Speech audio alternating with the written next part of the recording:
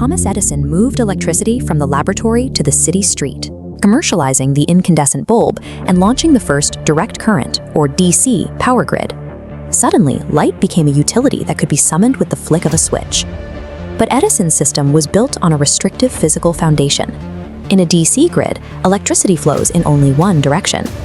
As that current travels through miles of wire, natural resistance converts energy into heat, causing extreme voltage loss over distance. To keep the lights from flickering out, Edison had to build power plants every single mile. To carry enough current to meet the demand of a city, the grid required impossibly thick, expensive, and dangerous copper wires that buried streets in a tangle of metal. While Edison's grid was a commercial breakthrough, the rigid physics of direct current meant it could never scale up to power a whole country. In 1884, a young engineer named Nikola Tesla arrived in America with a different vision. He recognized that DC's distance limits were a dead end and proposed a radical alternative: alternating current, or AC. The difference is in the movement of the charge. While direct current pushes voltage forward in a constant flat line, alternating current constantly fluctuates, reversing its direction and polarity dozens of times every second. Edison refused to listen. With millions of dollars invested in DC infrastructure, he dismissed Tesla's ideas, igniting a bitter corporate rivalry that became known as the War of the Currents. To understand why Tesla's fluctuating wave would eventually win, we have to look past the corporate drama and uncover the core physics of electricity. Long before the grid, Benjamin Franklin established the baseline for the science by proving that lightning was simply a massive, sudden discharge of static electricity.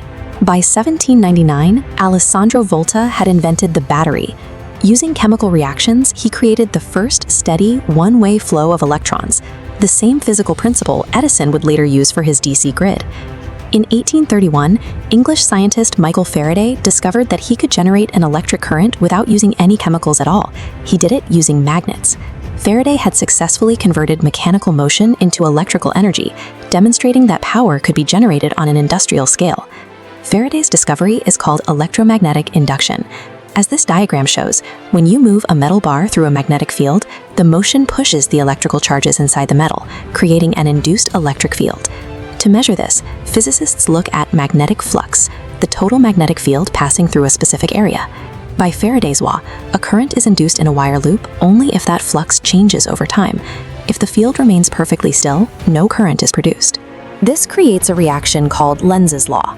As the induced current flows, it produces its own magnetic field that actively fights against the original change in flux. In short, induction requires constant motion and variance. A static system produces nothing. When you apply this law to Edison's grid, you find the fatal flaw. Because direct current is a constant, unchanging flow, it generates a stagnant, unchanging magnetic field. Because that field is static, it is physically incapable of inducing a current in any adjacent wires. You cannot easily manipulate the voltage once it's in the line. Tesla's alternating current changed that. Because AC is constantly reversing its direction, it creates a magnetic flux that is eternally expanding and collapsing. That changing flux makes the transformer possible. This device induces a new current in a separate coil, allowing you to step up the voltage for long-distance travel with more wire wraps, and later step it down safely for home use. This ability to manipulate voltage allowed AC to travel hundreds of miles with minimal energy loss, bypassing the physical limits that crippled Edison's grid. Realizing his technology was being out-engineered, Edison launched a desperate campaign to brand AC as a public danger, calling it the executioner's current.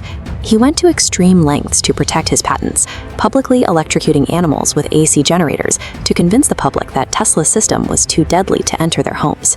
But Tesla found a partner in industrialist George Westinghouse. Together, they worked to prove that AC was not only safer for the public, but economically superior for the nation. Their ultimate victory came in 1893. Westinghouse and Tesla underbid Edison to flawlessly illuminate the Chicago World's Fair, lighting the fairgrounds with over 100,000 incandescent lamps. The event proved to millions that AC was a safe, reliable system capable of powering the future of civilization. The final proof came when Westinghouse and Tesla harnessed the mechanical power of Niagara Falls.